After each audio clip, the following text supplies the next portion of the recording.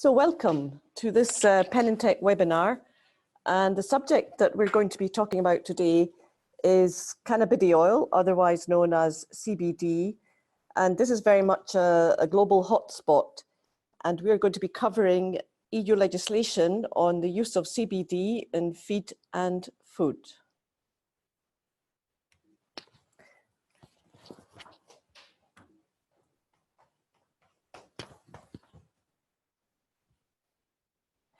Okay, so just a few hints.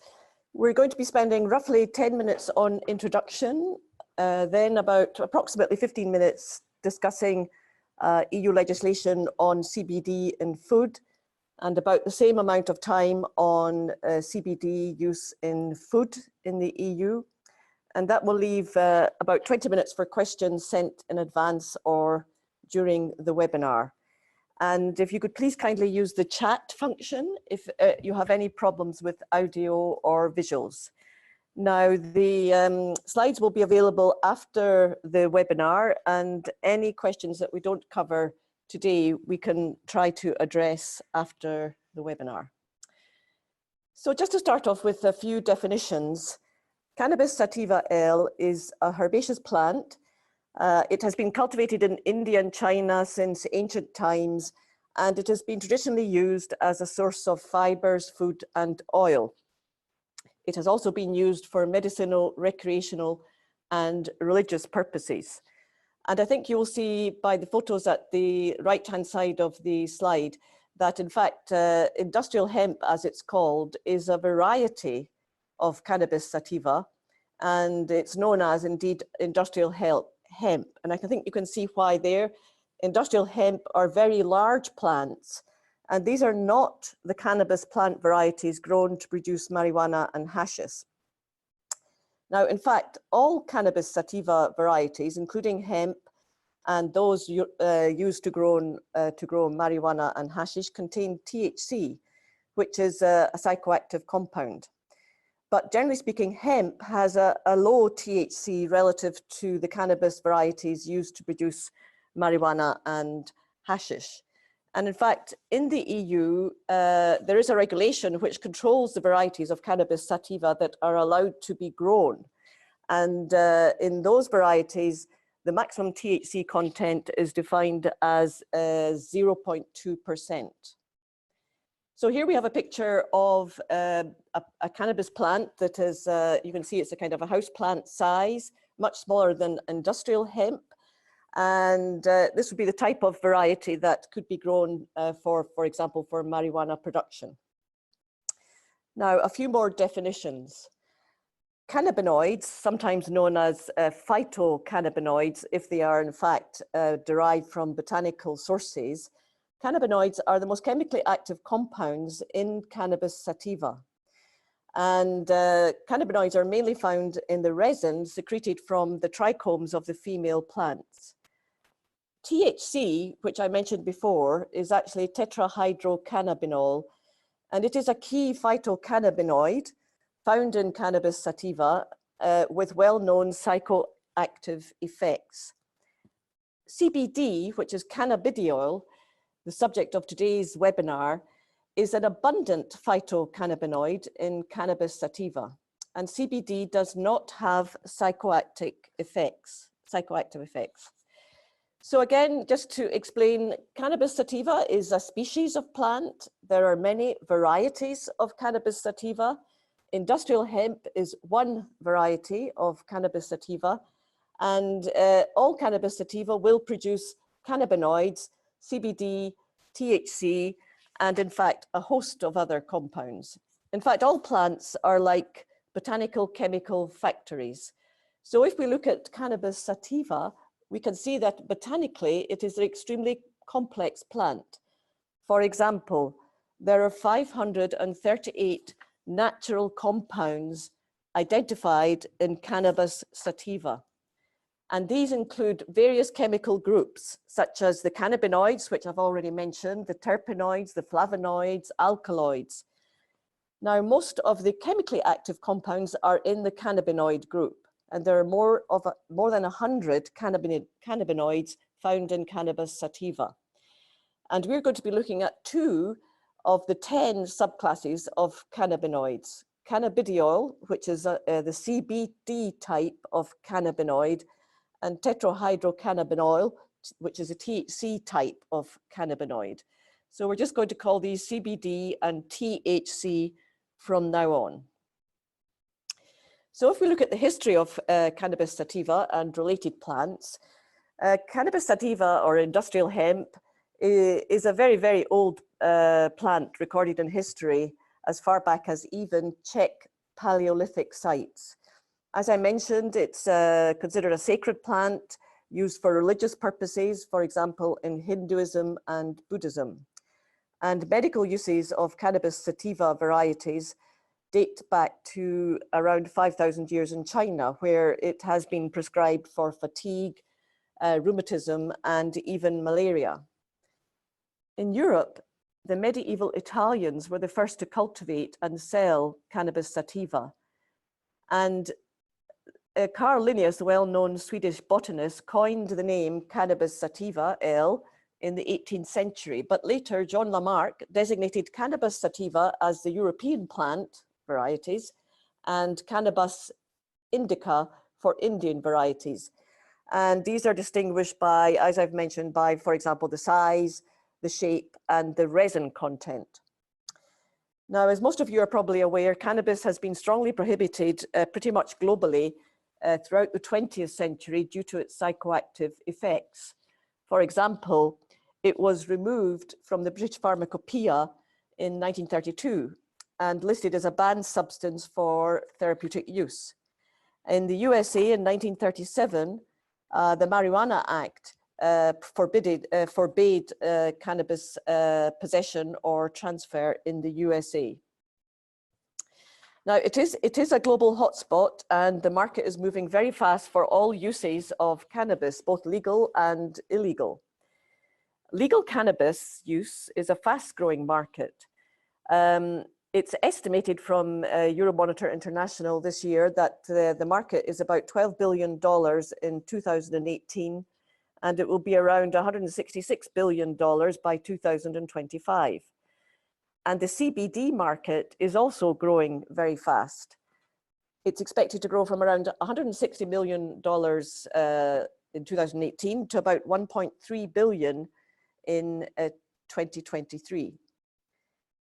And in fact, Euromonitor International have been studying the use of cannabis and the market trends in cannabis, and also they've been closely relating it to parallel markets such as alcoholic drinks and tobacco. And this is a table sourced from Euromonitor International, where they have ranked various world countries according to what they call a cannabis index. And this is, these are the top 15 markets. They have classified sinfulness, socio-demographics, and legal status. So you can see that in this particular table, Canada is the #1 because of its 100% legal status. Another country that is high in the ranking would be Uruguay with 100% legal status.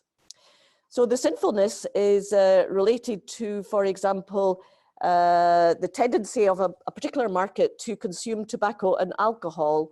In other words, other substances which in the past have been banned or who are now strictly, not exactly prohibited, but they're strictly controlled, and which have, shall we say, adverse effects on health, especially when consumed in excess. So that is, if you like, the sinfulness of a market. The social demographics of a market are quite self-explanatory. Basically, it's about size of the market and disposable income. And the legal status ratio or ranking is an estimation of the time from the present to when cannabis use is likely to be considered as legal. So again, Canada and Uruguay are pretty high in that ranking. So for example, if we look at Canada, we can see that Canada has legalized production, distribution, and sale of recreational marijuana in 2018. However, it's a small population, which means it is of low importance as a consumer market, but it will influence global markets through its companies and corporations who are pioneers in this market, and also its regulatory framework. The USA is obviously a very large existing consumer base, and so with large future potential of the market.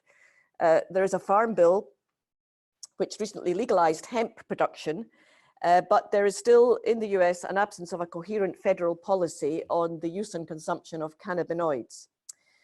Italy is, if you like, a typical European country. We could have used, for example, the UK.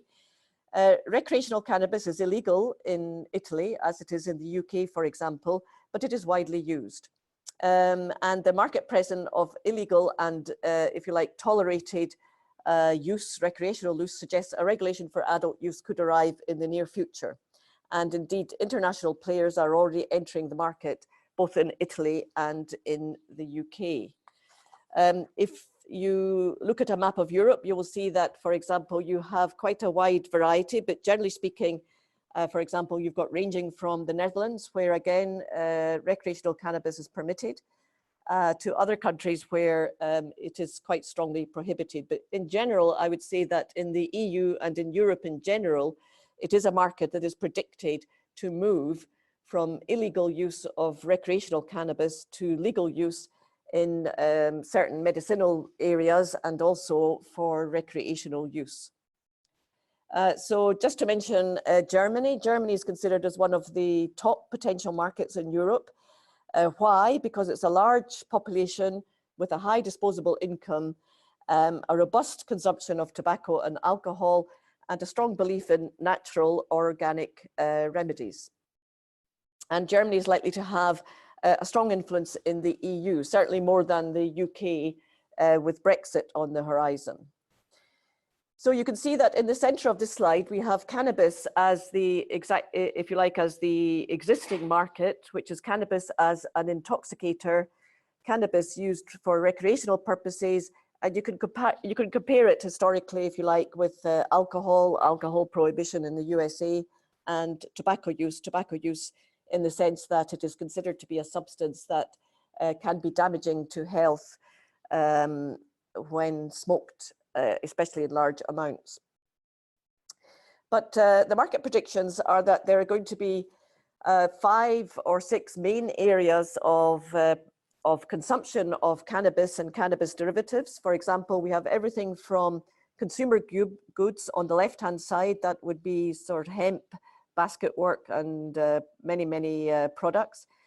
In cosmetics as a functional ingredient, recreational use as per, for example, alcohol and tobacco, and consumer health products, where cannabis will be targeted as a wellness product or health through nutrition.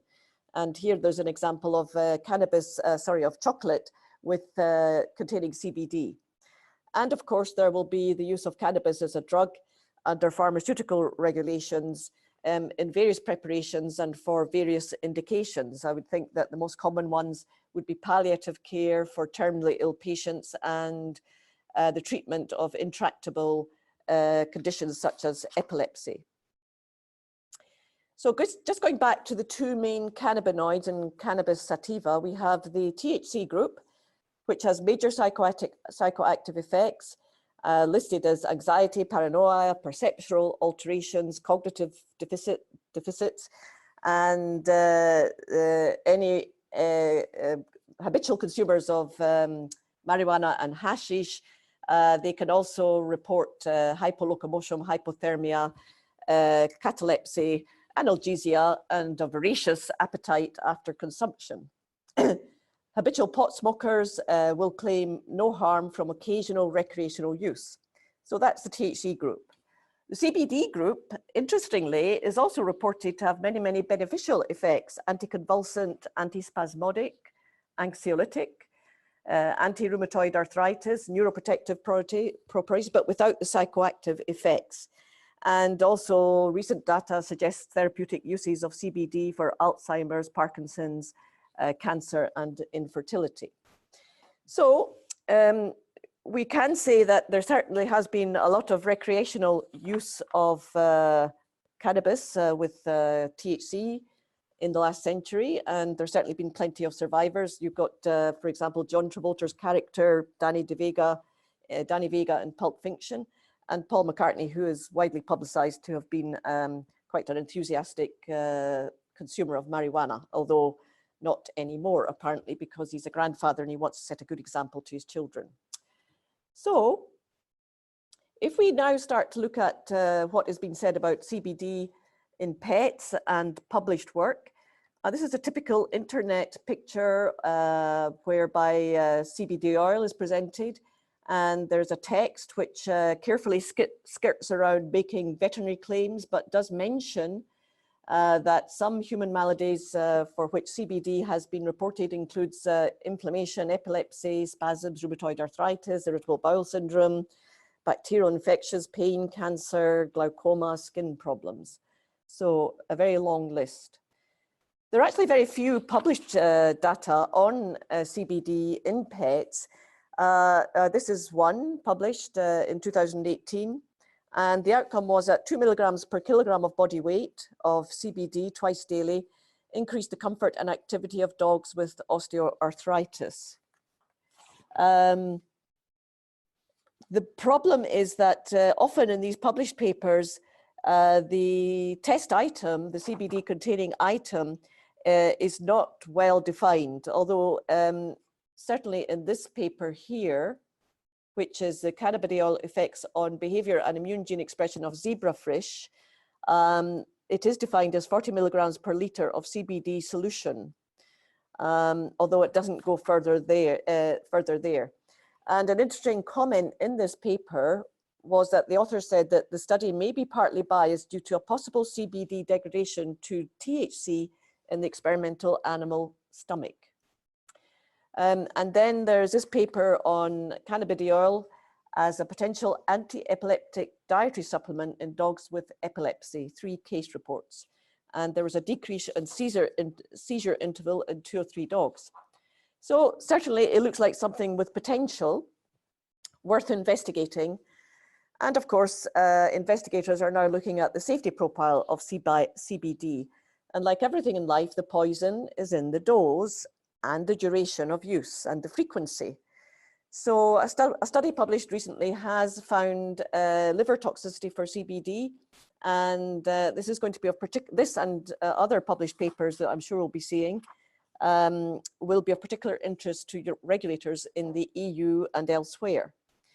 Another published paper is from a product called Immunag, the world's first non-cannabis cannabidiol CBD product. And this is a fraction of the extract from a patent pending Kriya brand of humulus plant. In fact, there are many botanical sources which are sources of CBD and which are not hemp or not cannabis. For example, citric fruits and Asian lichens and many other botanical sources.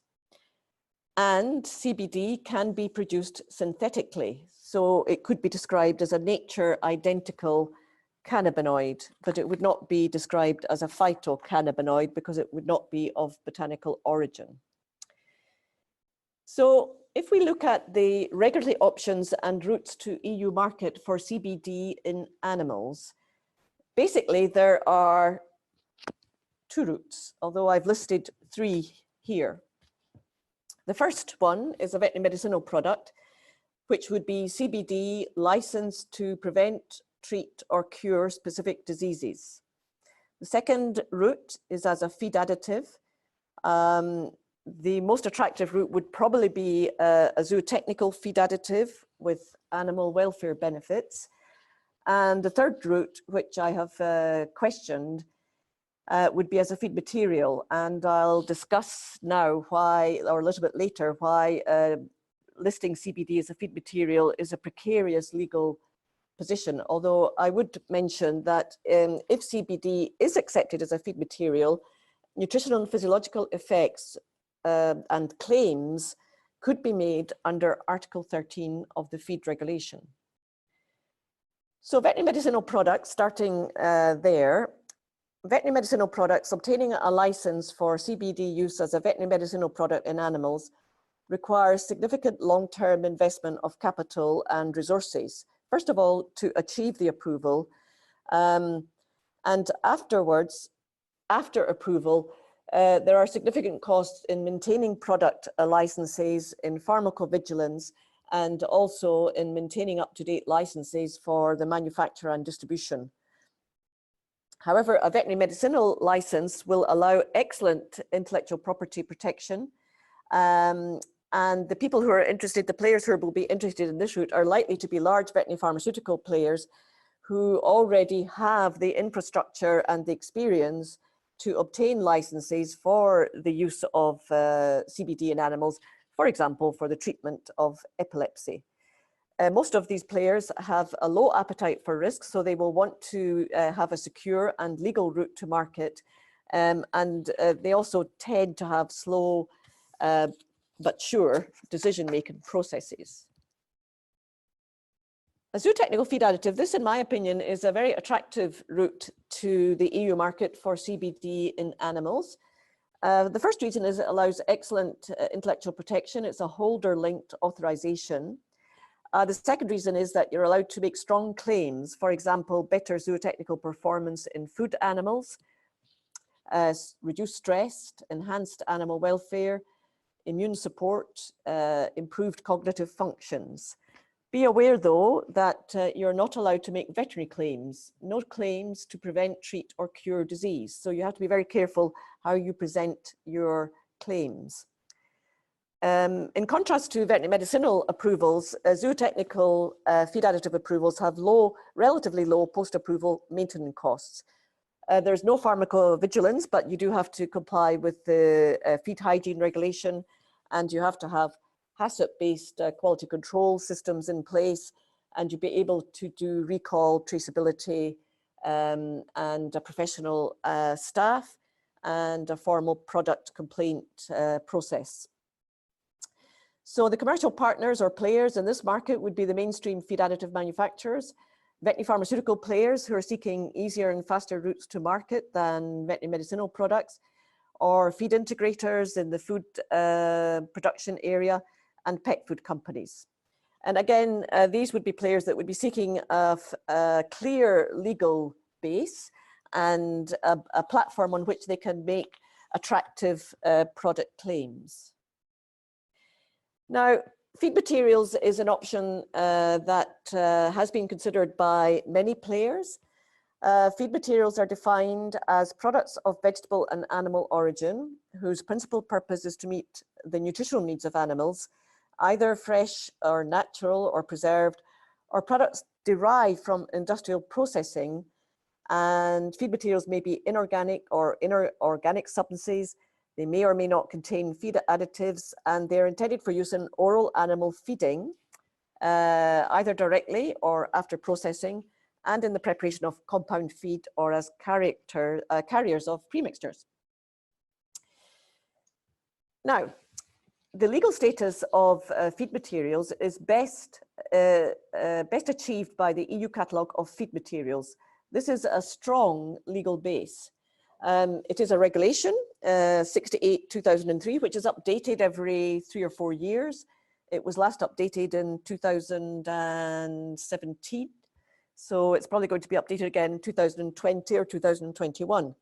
And in fact, there are 5 hemp-derived feed materials. There's hemp seed, hemp expeller, oil, flour, or fiber. And these are providing, for example, oil seeds, fruits, oils, forages and roughages, and derived products. And these have a clear legal status. I should mention that all of these products are limited with a maximum THC content of 0.2%. And these are in the EU catalogue of feed materials, which is a very strong, clear legal status. There's also the Feed Materials Register, which is a web-based notification and listing of feed materials. And this is where feed business operators must list any new feed materials on first placing of the market. And you will see for a here example, there are several examples of CBD notifications. you'll note the word distillate and the word extract. Cannabis extract, cannabis sativa distillate containing CBD. Hemp oil concentrate is another example. And then again, the word concentrate and extract are used. Now, these are precarious legal status, and I think you should also notice that the date of the notifications are given, and all of these notifications are in 2018 and 2019, so they're fairly recent. And highly purified CBD compounds will almost certainly be considered by the EU Commission and member states as feed additives or veterinary medicinal products if veterinary claims are made, and not as feed materials. And indeed, this has been discussed at EU Comitology, which is the EU Commission and the 28 EU member states. And this was in September 2017. And they concluded that cannabidiol, which is vegetable products from oil manufacturers obtained by supercritical carbon dioxide extraction, extracted from hemp flowers and purified and standardized, would be considered as feed additives rather than feed materials. So I think the EU Commission has always been fairly consistent on distillates, concentrates, highly purified extracts, tinctures. These are considered as feed additives rather than feed materials. So the conclusion here is that CBD oil is not authorized for feed use in the EU, at least not yet. The UK, for example, as a typical UK member state, the Veterinary Medicines Director considers, and these is literally taken from their statement, they consider that veterinary products containing CBD are veterinary medicines. This was a declaration made on the 14th September 2018. I think what they actually meant, I mean, obviously any veterinary product is a veterinary medicine. Any veterinary product is a veterinary medicine by definition. I think what they mean is that any product containing CBD and being presented or implied to have medicinal properties will be considered a veterinary medicine. The medicines and MHRA, which is the human equivalent of the VMD, has adopted an almost identical position for medicinal products. So feed and food business operators are subjected to the rapid alert system for food and feed in the EU.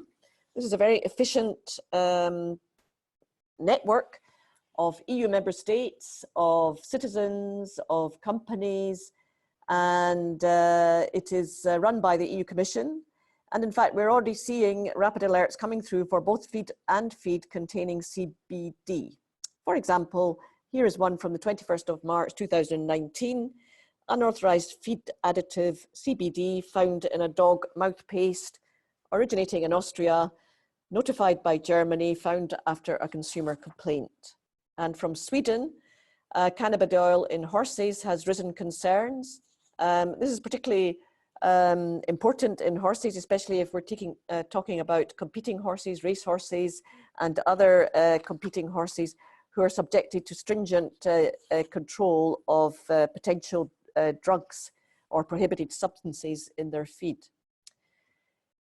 So just to summarize CBD use in animal feeds currently, number one, there are very few published studies to support beneficial CBD effects in animals, although the market is very hot and there are a very high number of claims being made.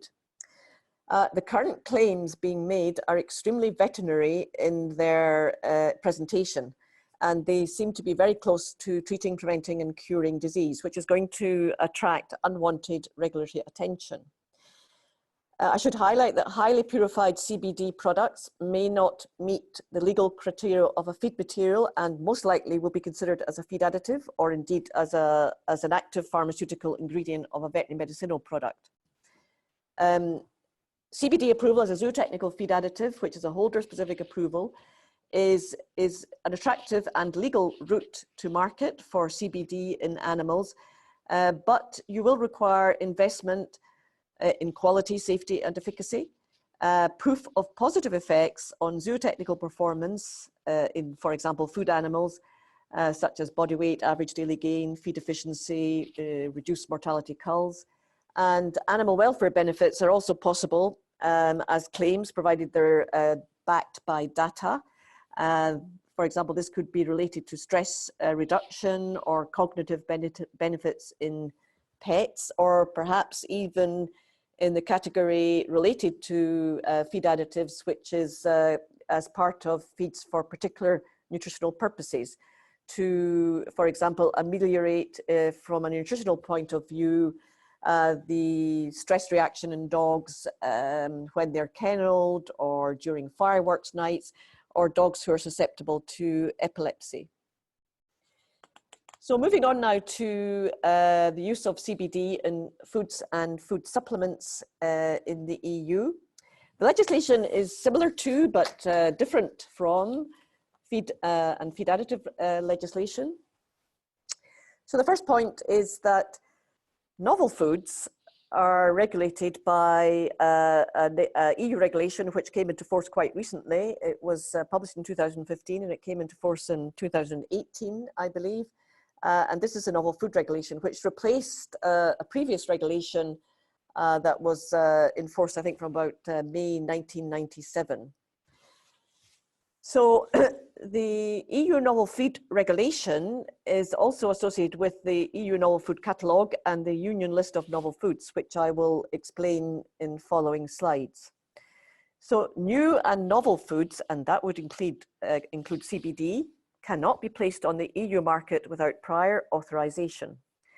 And the Novel Food Regulation is essentially a safety evaluation, and basically it covers the safety of the novel food ingredient and also the quality of the types of foods and food supplements that the novel food ingredient is going to be, in which the novel feed ingredient is going to be used.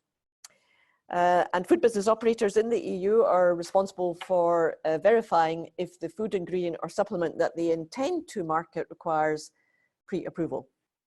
So the conclusion here is that CBD is a novel food ingredient or a drug in the EU. So what is a novel food? The definition of a novel food in the EU is a food that is not consumed to a significant degree in the EU before 15th of May 1997, and this would apply to CBD. In other words, a novel food is a newly developed, innovative food. It could be a food produced using new production processes, and it could also be a food that is traditionally eaten outside of the EU. In other words, a traditional food. This is unlikely to apply to CBD. However, I guess you could argue that CBD has been used traditionally in Asia.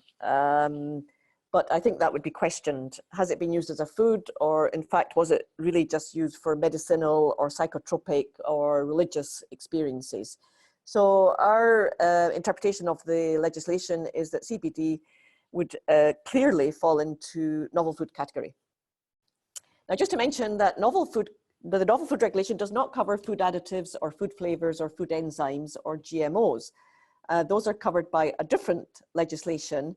And if you wanted to register your CBD as a food flavor, it would be a novel food flavor, and you would have to go through the regulation for flavor use in foods. So there isn't really any free or easy way to get CBD on the market for foods and food supplements. And there is another problem. You cannot make claims on CBD to EU consumers, and this is governed by the EU Nutrition and Health Claims Regulation. And a nutrition claim is any claim which implies that a food has a particular beneficial nutritional property, either because of its energy or because of the nutrients or other substances it may contain. So there are some nutritional claims approved under Regulation 1924/2006, and these, for example, include things like natural, energy-free, or low energy, or fat-free, or sodium-free. These would be typical nutritional claims. Health claim is a statement about a relationship between food and health. Now, please bear in mind that you're not allowed to make claims to prevent, treat, or cure disease in the food area. If you make any claim to prevent, treat, or cure a disease, you are a drug. If you want to make a nutritional health claim, you have several choices. One is you could have a functional health claim, which could be related to growth, development, and function. Could be related to psychological or behavioral functions, slimming or weight control. Now, interestingly, there have been many botanical claims, including hemp products, submitted under the Nutrition and Health Claims Regulation, and these are all on hold, still under consideration by EFSA. And the reason for this is that there has been an overlap with traditional herbal remedies. There is another set of EU legislation which covers traditional herbal remedies. Under that piece of legislation, something which is a herb or presumably a spice of botanical origin has been used in a traditional way as a herbal remedy may be approved without having to submit efficacy data. But of course, you will have to submit safety and quality data, and you're still regarded as a drug. Third type of claim under the Nutrition and Health Claim is Children's Development, Article 14. So health claims to consumers can only be made if listed on the EU Nutrition and Health Claims Register. And health claims, the wording of health claims must be based on scientific evidence which is reviewed by EFSA and should be easily understood by consumers. So in other words, for food use, in relation to CBD, you are required to do a novel food dossier. You can also do a nutrition and health claims dossier if you want to make health claims to consumers. And those two dossiers can go in parallel. Now, I mentioned the novel food catalogue. In the EU, we have a novel food catalogue. It would be more accurately described as not a novel food catalogue, because it's a catalogue that lists foods which have been evaluated, if you like, by the EU member states and the EU Commission, and are not considered as novel. So, cannabis sativa L, industrial hemp, is listed, but, only hemp seeds, flour, and oil are considered as not novel. All other extracts of hemp and derived products containing cannabinoids, CBD, are considered as novel. Also to remind you that the THC in cannabis sativa L varieties which are permitted to be grown in the EU, the THC content is restricted to 0.2%. And there is a catalogue of the varieties of agricultural plant species, and that lists the cannabis sativa L varieties which are permitted to be grown in the EU, always with a THC content less than 0.2%. And those varieties are considered as not novel foods, and you may use hemp seeds, flour, and oil from those cannabis sativa varieties. So if you were to submit a novel foods dossier, what data would you require? Well, as I mentioned, the novel food evaluation procedure is mainly a safety evaluation, but of course you have to always put in quality data because that is related to the safety of your novel food ingredient. So for a novel food dossier amongst other data, you would need in particular a full characterization of your CBD ingredient and its source or sources, a detailed manufacturing process, detailed compositional data, including impurities and specifications, residual solvents, obviously THC content, and any other botanical substances of botanical origin which in the EU or EFSA might consider as hazardous to health. So for example, these might include estragol and methyluginol and many others. Nutritional information: is your CBD ingredient, does it provide any nutrients or fiber? And also a history of the use of your CBD ingredient, and has it been used anywhere else, and is it used in any other foods? Now, the safety data, the key data would be, of course, the fate of CBD in human consumers. You can be expected to have to provide or to refer to in the literature data which shows the absorption, distribution, metabolism, and excretion of your CBD, toxicology data, and a very important point is allergenicity.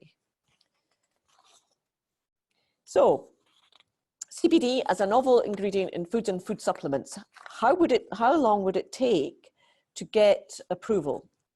And this is the time frame as laid down in our current novel food regulations. So in theory, you have a process of 7 days plus 1 month plus 9 months plus 7 to 10 months. So if you add all up that, you get 10, 20, 21, 2 years is probably a conservative estimate, bearing in mind that we're not counting any possible clock stops. If EFSA is not satisfied with the data, they will stop the clock and ask questions. So once you have made your dossier, submitted it, it's passed reception by the EU and validation. EFSA will start their evaluation, but they will clock this, they will stop the clock if they have any questions. They will then issue an EFSA opinion after all the questions have been answered, and the opinion will either be positive or negative. If it's positive, it will be approved, and it will be published in the Union list of novel foods, which is, of course, open to everybody. So as I mentioned, this is a very hot topic, certainly from a marketing point of view.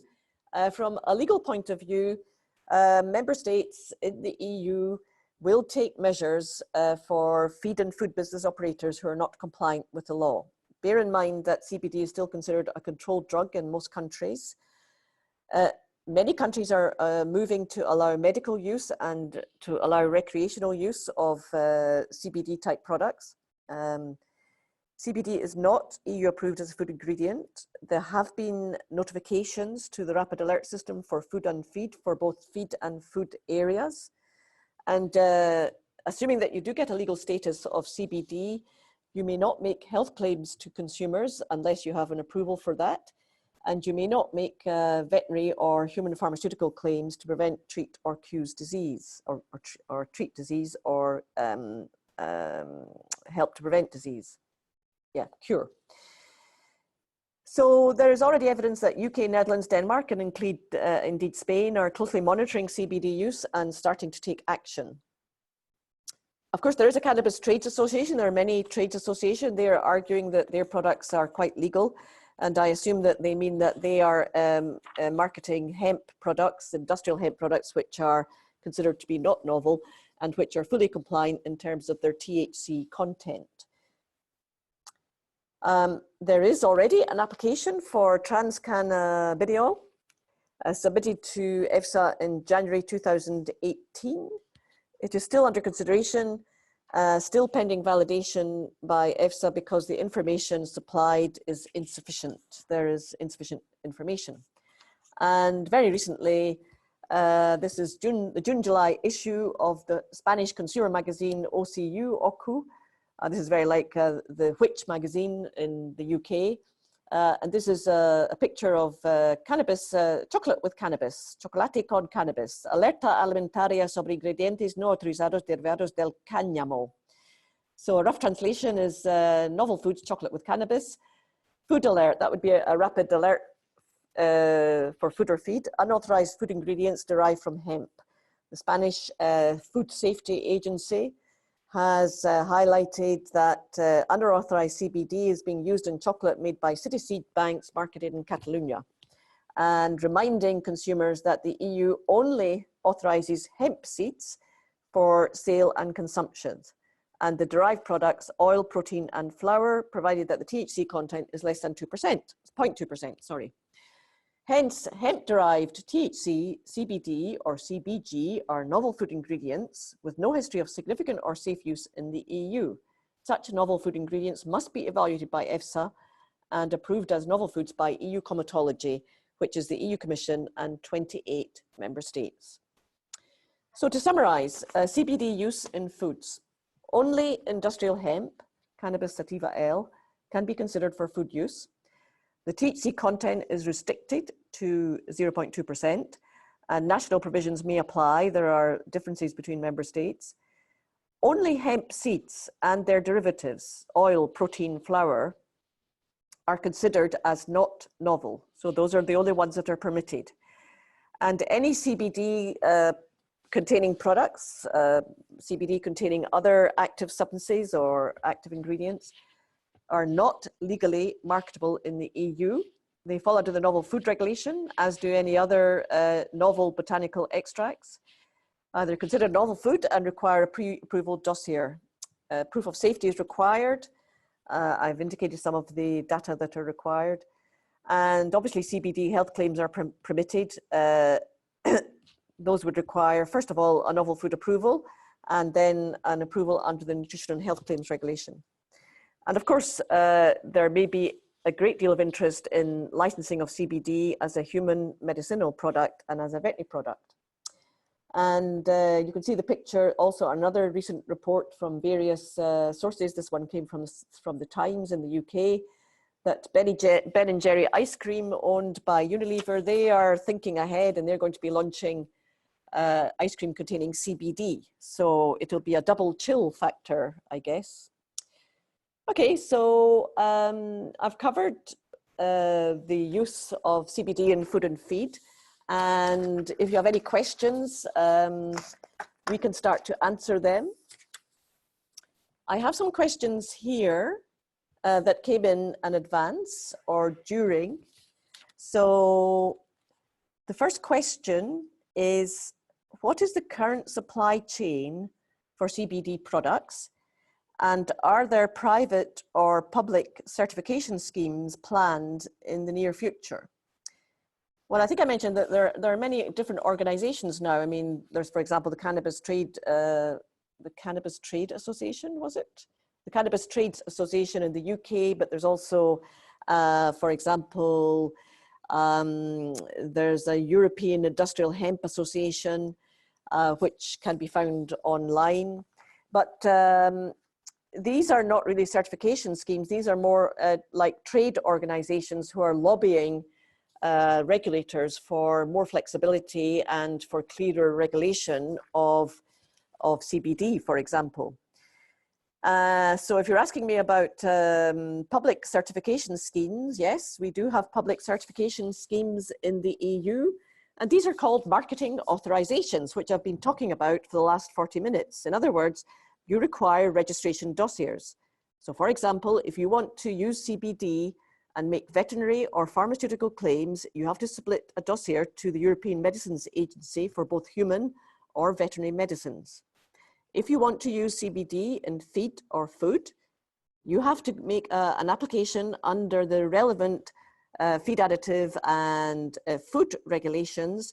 That application, that dossier goes to the EU Commission, but EFSA evaluates it under, for example, the Novel Foods Regulation, the Nutrition and Health Claims Regulation, and the feed additive regulation. So once approved under the various food or feed category, the food and feed business operators in the EU, they do have to comply with the food and feed hygiene regulations. And the human and veterinary pharmaceutical companies are heavily regulated in terms of manufacturing licenses, pharmacovigilance. I would also mention that apart from these legal requirements, food business operators and especially feed business operators require an independent quality certification. This is a commercial necessity to do business in the EU. And these cover basic food hygiene and feed hygiene issues, such as HACCP-based quality control, traceability, recall procedure, appropriate qualified staff, and a formal product complaint procedure. So, another question, it says, are there restrictions on how hemp seed oil should be produced? Yes, if you're using a new production process, a production process for food that has not been used in the EU before, that could result in your product being categorized as a novel food because of the novel production process. So for example, only hemp oil produced by natural pressing, cold pressing of the seeds, is considered not novel. Other ways of producing CBD extracts would be considered novel. Now, this is has a two meaning here. This means that it could be a novel production process, but in any case, since CBD has not been consumed as a food ingredient prior to the 15th of May 1997, CBD is per se considered a novel food, irrespective of how it's produced or what its origin is. And a very similar situation in feed. I showed you an extract from the SCOPAF member states and EU Commission, September 2017. Concentrated CBD extracts are considered as feed additives, especially using production processes such as supercritical carbon dioxide extract or any other method that produces a concentrate, a distillate, a tincture. And again, any aggressive medicinal claims, irrespective of the production methods, irrespective of the product presentation, if medicinal claims in the veterinary or human area are made, your product will be considered a drug. Another question, quite interesting, says the website of the Irish Food Authority in Ireland says that hemp oil obtained by cold pressing the seeds or other parts of the hemp plant does not require authorization. Can I sell my hemp food obtained from, e.g. hemp flour, or the whole plant in Ireland?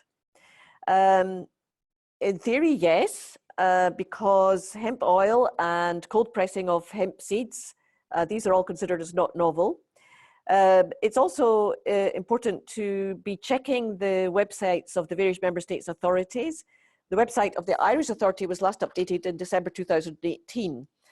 So it's always worthwhile again checking the EU Novel Food Catalogue, which was last updated in 2019. But I think the answer to the question is that the hemp seeds are allowed and they're byproducts.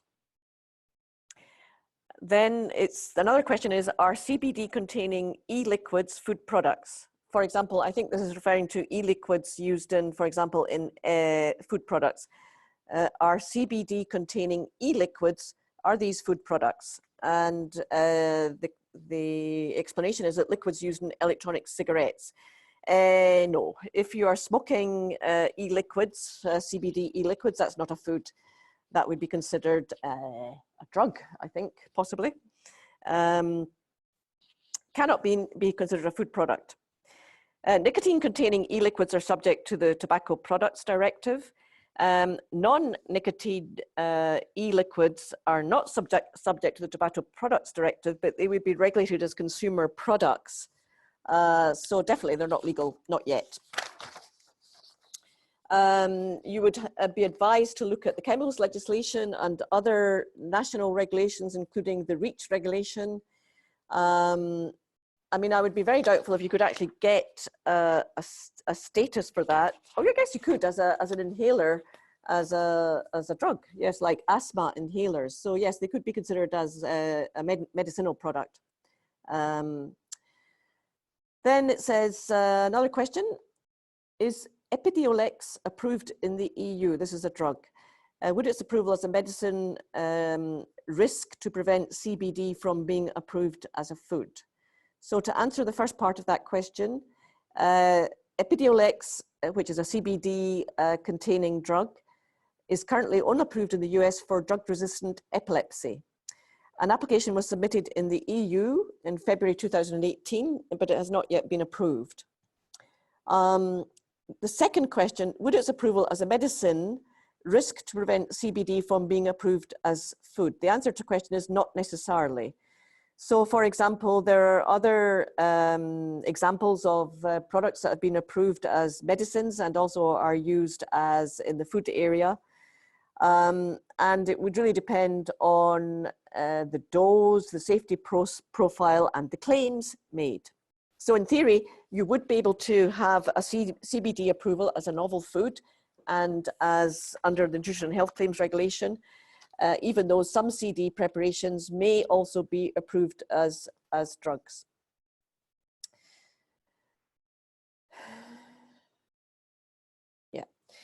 bear in mind that a drug approval is going to be taken, the safety of the CBD will be taken into account, but also there's an important difference between substances which are approved as drugs and ingredients which may be approved as foods.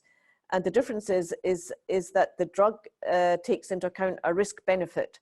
So in other words, if a child or an adult is suffering from severe debilitating epilepsy syndromes or epileptic attacks, a drug would be allowed even if it had a safety profile that would not permit its use to be used in mainstream food. So that's quite an important distinction. And I mention that because the safety of CBD is going to be subjected to close scrutiny. And I also mentioned that the safety can also be related to the dose and the duration and the frequency of use. Another question notes that there are many products on the market containing CBD, and there are even large reputable brands that are selling CBD. How is this possible? Well, I think what is happening here is that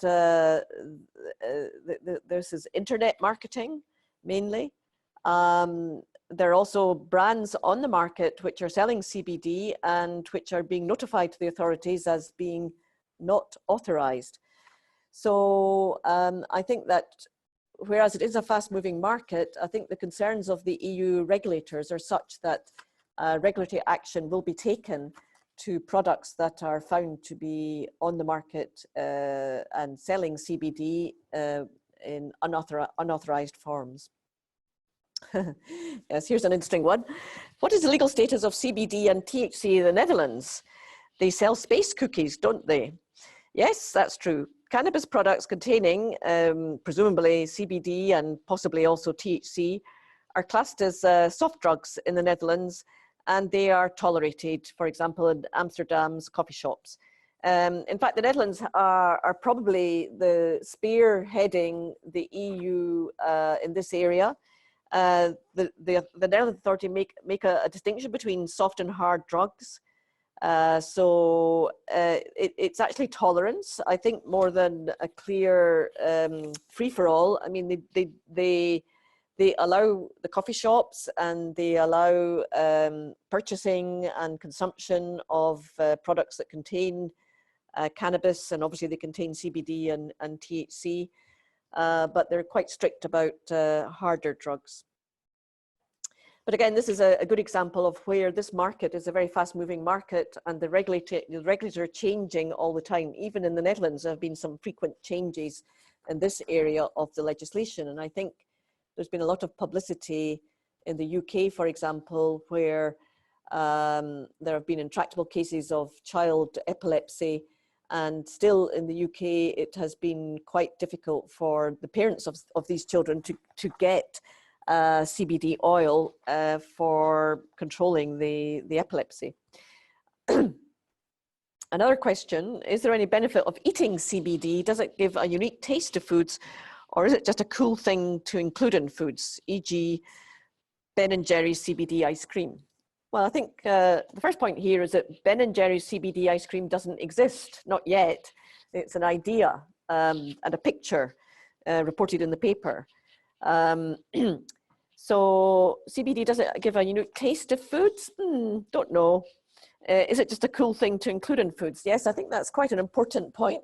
And I think this coolness, I know we were talking about the sinfulness, but I think perhaps for younger potential consumers of CBD, you know, Ben & Jerry's CBD ice cream, it sounds cool, you know, cool, helps you chill.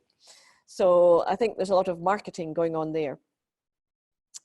And I also expect that with the number of companies and the number of products that are potentially coming onto the market, I imagine every effect of can be will be seen. Homeopathic, by that mean there's so little there that it really doesn't make any difference. You'll have a homeopathic effect. There might be placebo effect. If you think it's there, you might feel even cooler or even more chilled out. To intoxication, where there is, I mean, this intoxication would be, of course, in the case of illegal use. I think I am personally quite in favor of regulation and legalization of cannabis and related products. I think it's a great opportunity to make sure that these are of a very high quality production. They have to be food, feed, or pharmaceutical quality. They must not contain toxic or undesirable substances, and they have to be controlled, but permitted. So that's a good space to watch. Then it says, would it be faster, the next question, we're on question 9 now, there's more coming in all the time I see. Would it be faster to get a novel food approval if the manufacturing process is not novel? For example, using supercritical CO2 extraction. Well, the short answer is no. It doesn't make any difference about your manufacturing process of CBD. It is a novel food ingredient. And I think the speed of the approval depends on the quality and the completeness of the dossier submitted. You have to provide quality, safety, manufacturing process, and adequate hazard-based quality control procedures. So as soon as you do that, that will determine how fast you get your novel food approved. And I would say that we're running out of time. I'm getting a signal from my team. But basically, no. The speed of your approval depends on the quality of your dossier. And that is the same for novel foods, nutrition and health claims, feed additive approvals, veterinary medicines, and pharmaceutical approvals. Last question. Do you need to make your CBD food supplements using a specific type of cannabis sativa L, or can you use any plant classified as cannabis sativa L? Well, you can make CBD from anything. It doesn't matter what you make it from, but if you're making highly purified CBD, it is a novel food. So therefore, you will have to do a novel food dossier. If you don't want to do a novel food dossier, you are limited to using EU-approved varieties of cannabis sativa L, in other words, hemp varieties, industrial hemp, and specified derived food products, which are hemp oil, flour, and seeds. But highly purified CBD per se, whatever its source, would be considered a novel food in the EU, irrespective of whether it's coming from cannabis sativa or citrus fruits or Asian lichen, or if it's a nature identical but chemically synthesized molecule. So I think we're out of time now, and there've been quite a few questions. So we will definitely address those questions, and we will circulate the slides that we've shown today. And thank you all for attending, and wishing you all a pleasant evening.